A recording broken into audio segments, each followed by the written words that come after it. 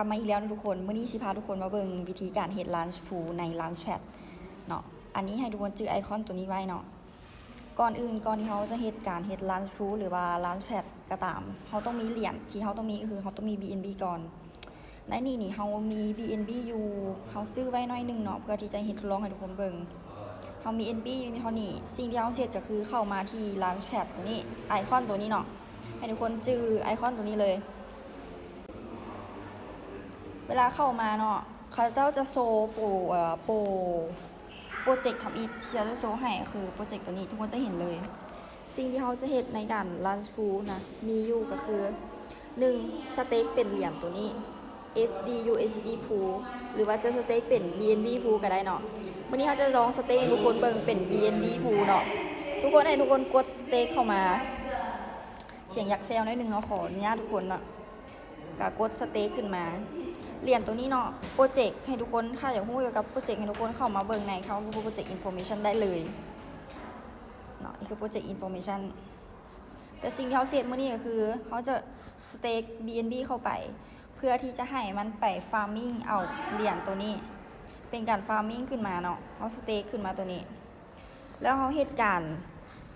กดเลือกทั้งหมดแล้วกดสเต็กขั้นตอนการเฮ็ดเวียกของมันก็คือหลังจากที่เฮาสเต็กไปแล้วเนาะเหรียญที่เฮาจะได้รับมันจะขึ้นอยู่ใน reward receive แล้วจะไปอยู่ในพอร์ตสปอร์ตเฮาในทันทีเพราะว่าการที่เฮาเฮ็ด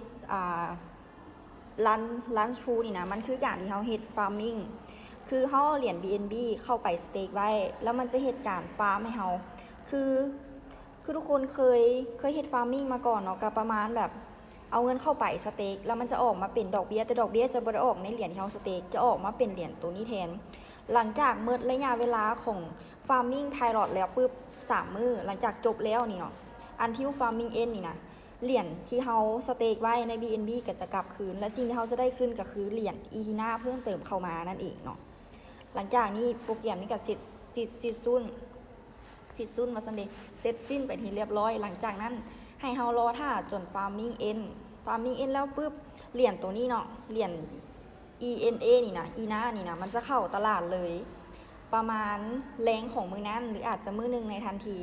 ส่วนโปรเจกต์อินโฟเมชันต่างๆทุกคนก็สามารถเข้าไปเซิร์ชได้โดยส่วนใหญ่ที่ว่านั้นเขาผ่านมาประมาณ2โปรเจกต์ในการ Launchpool เนาะเหรียญที่ว่าเข้ามาใน Launchpool นี่นะราคามันจะต่างจาก Launchpad เพราะว่า Launchpad จะเป็นเหรียญ IPO ซึ่งโปรเจกต์ตัวนั้นยังไม่เกิดขึ้นแต่เข้ามาตลาดก่อนหรืออาจจะเกิดขึ้นแล้วในระยะหนึ่งแต่ยังบ่ได้ปังหลายฉะนั้นเหรียญที่ว่าอยู่ใน Launchpad กับ Launchpool จะแตกต่างกันหลายเหรียญใน Launchpool จะบ่ค่อยตกถึงขั้นแบบเขาจะถอนเงินออกไปเฮ็ดทุนอย่างซี้นะแต่ว่าเหรียญใน Launchpad หั่นคือมันพุ่งขึ้นปึ๊บมันจะลงเลยทันที